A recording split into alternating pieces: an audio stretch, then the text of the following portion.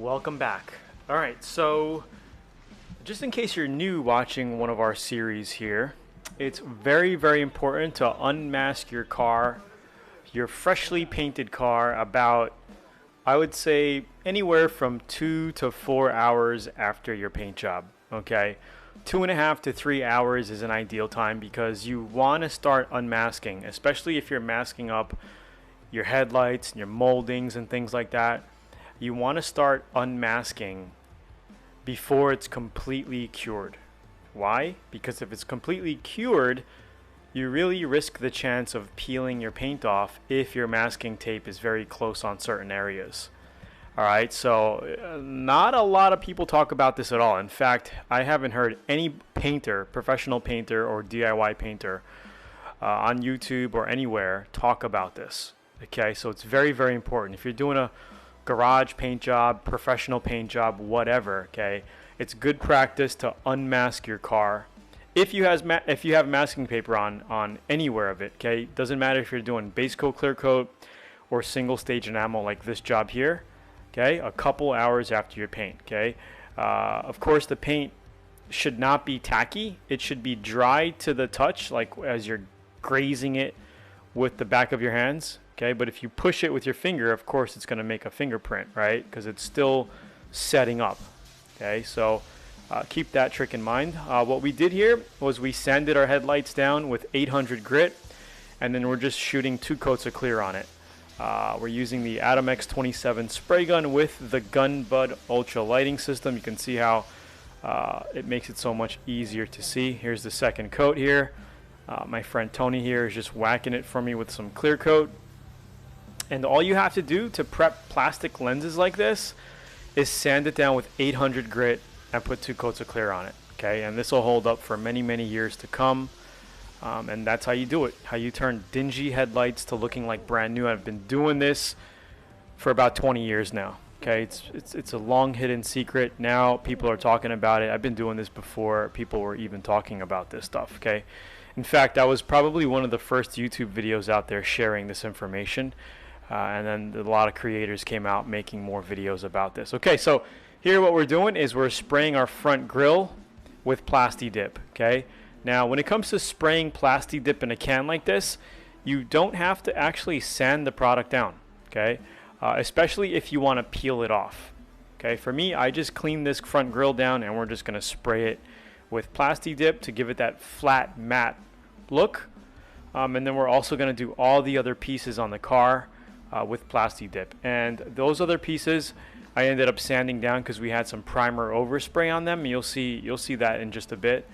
And we just sprayed everything with flat black Plasti-Dip to just make it look even, because the whole color scheme of this car was to be that, you know, that quicksand color from the Toyota Tacoma that we painted, and then black. So it's just black in this color. So the decals that we do are going to be like a flat black as well. It's just going to look total, you know, black and tan. That's the whole look of the car, and I think it's coming out very, very nice. You can see we're doing the mirrors as well, all the trim, flat black in this Plasti-Dip, and I hope you are liking the project so far.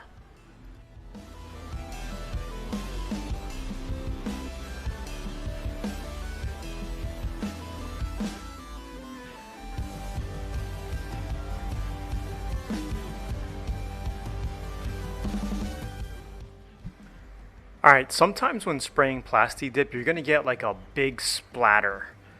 Like, just because of the nozzle, the way the spray can nozzles are, sometimes they're not the best, right? You're going to get like, there you go, you can kind of see this big drips right there. So all I do, okay, is just glaze it with your finger, kind of flatten it out, and then just retouch it up as you're painting. So that actually helps it, see? I just flatten it out, and then this stuff actually dries very, very flat and even. It really settles in. Okay, it flows out. So sometimes it might look orange peely while you're painting, but let it dry and it actually fills out and it looks pretty good. Alright, just a tip.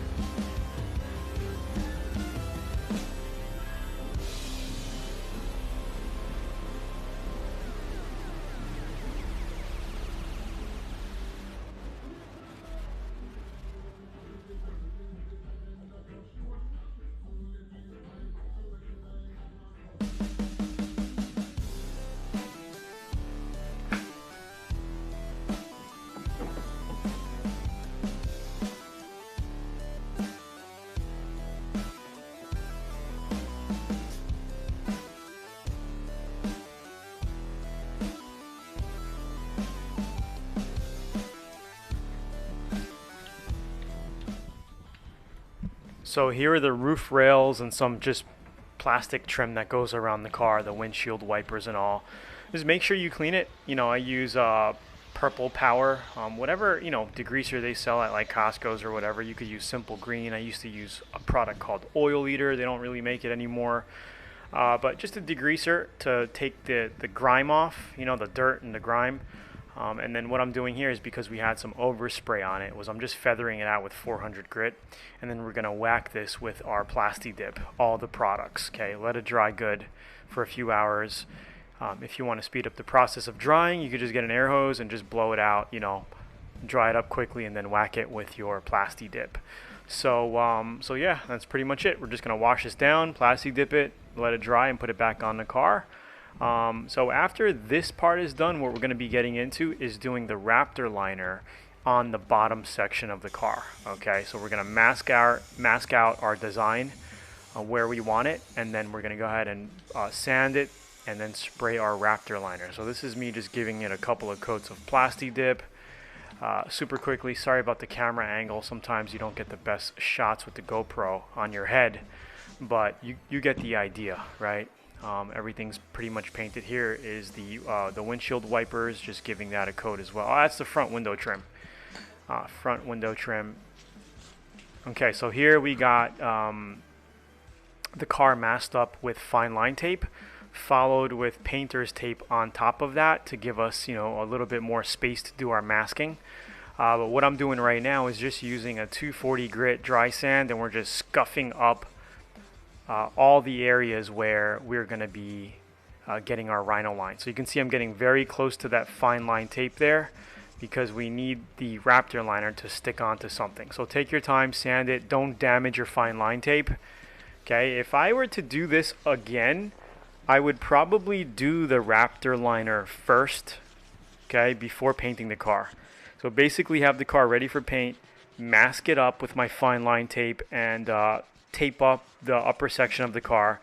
I would do the Raptor Liner on the bottom part, okay, wait 2, 3, 4 days, let that dry good, then mask the Raptor Liner, okay, toward the bottom, and then spray the single stage or basic clear coat on top of it. Why do I say this? Because in one area on the front bumper cover, I wasn't able to get good footage of it, but because of the thickness of the Raptor Liner, the material spraying it on, it kind of ate up a little bit of my single stage and made it bubble on the bumper cover a little bit. Very little, you know, not super noticeable where it's a big deal. It's actually still fine now. It's, you know, a couple weeks after we painted it. But another option would be to spray it on lightly, or again, do the Raptor Liner first, okay, then spray the color, okay. You know, there's no wrong or right way. It's just you do it, you see what works, and it is what it is. So next time I do this, I'll probably do the Raptor Liner first, mask it up, and then do the color of the car on top of it. Okay, it's tricky because you got two different materials, two different paints, you know, on a fine line, right? But this actually worked out really well. Okay, so I'm not saying this way didn't work out. It worked out really well. It's just that sometimes when you lay a paint product on very thick, you know, there's a lot of solvent in it and it reacts.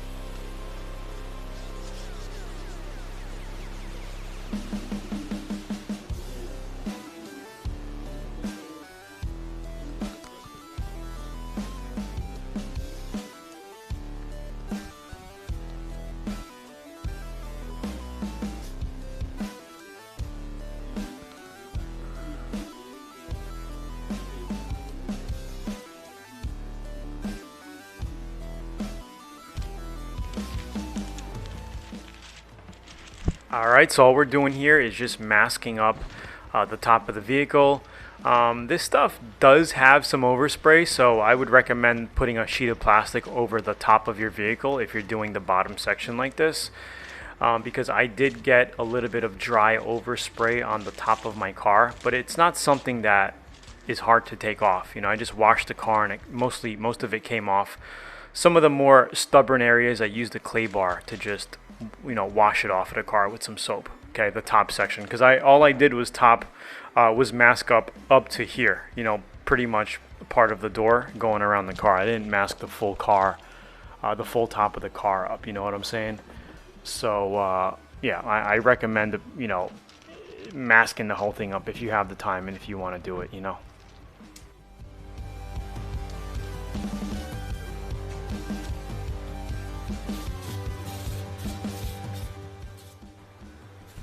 Okay, here we go. So we're spraying the Raptor Liner product.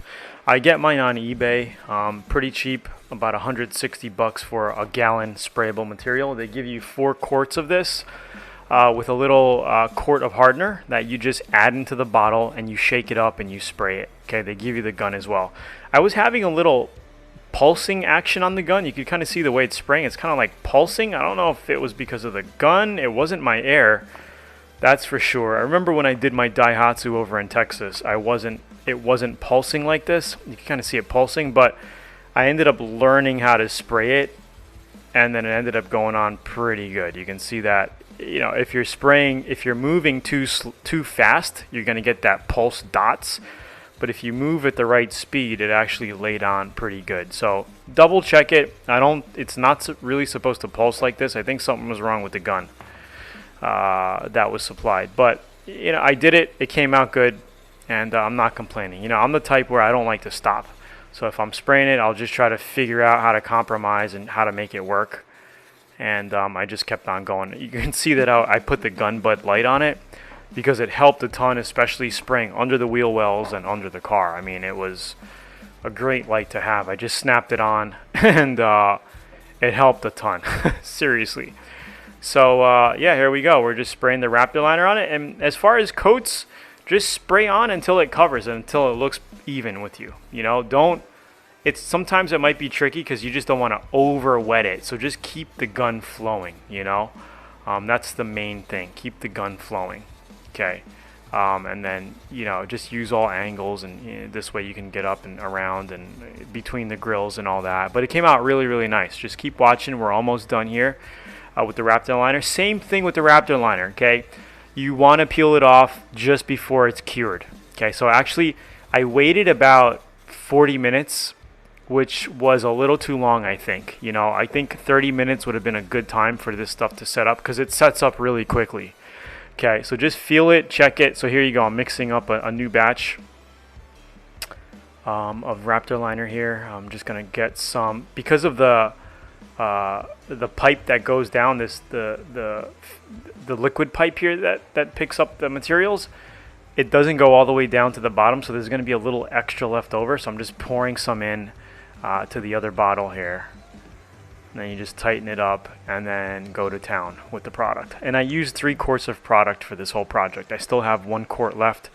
Not too bad. Okay. So so yeah, actually came out really, really nice, and I do like Raptor Liner. It's a really good product.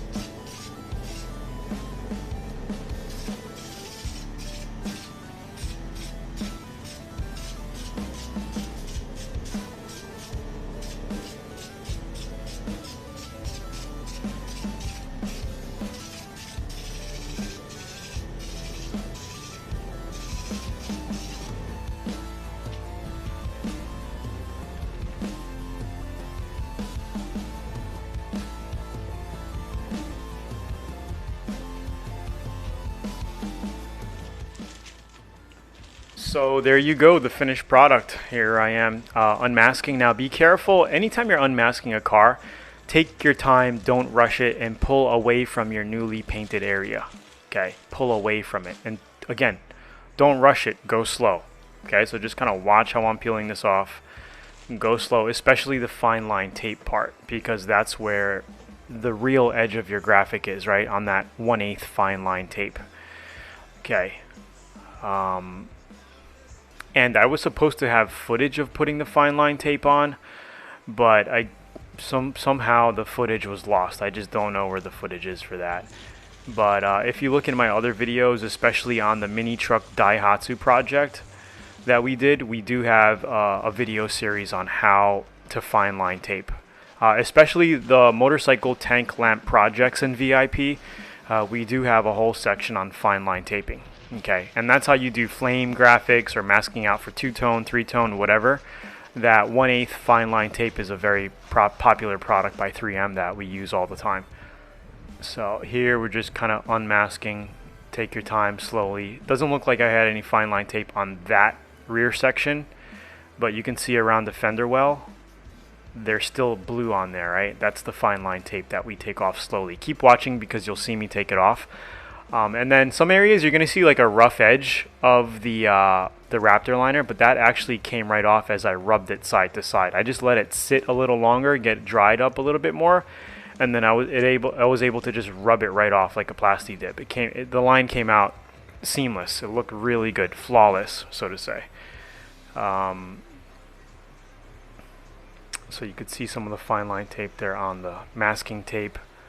And again, so here's the fine line tape. You could see some rough edges here, right, as I pull off, but that actually, like I said, it comes off. As far as the masking tape, why am I using blue? I like to use the blue painter's tape on top of fresh paint like this, because it doesn't have a great stick to it. Okay, painter's tape doesn't have as good adhesion as like a 3M, the 3M yellow tape or American tape. So when doing graphics, I don't like to use a tape that's very good. I like to use a mediocre tape, and a good tape for that, again, is the painter's tape. Okay, the blue painter's tape you can get at Lowe's or Home Depot. All right, so that's pretty much it for this. The next series, we're going to be doing the graphics and a little bit of color sanding and buffing to give you an idea of how to buff out single stage paints, and putting on all of our graphics. And that's it for the CRV project. We're gonna have a final walk around video. Hope you like the series. Probably another video or two left in this series, so I'll talk to you soon. Have a great day.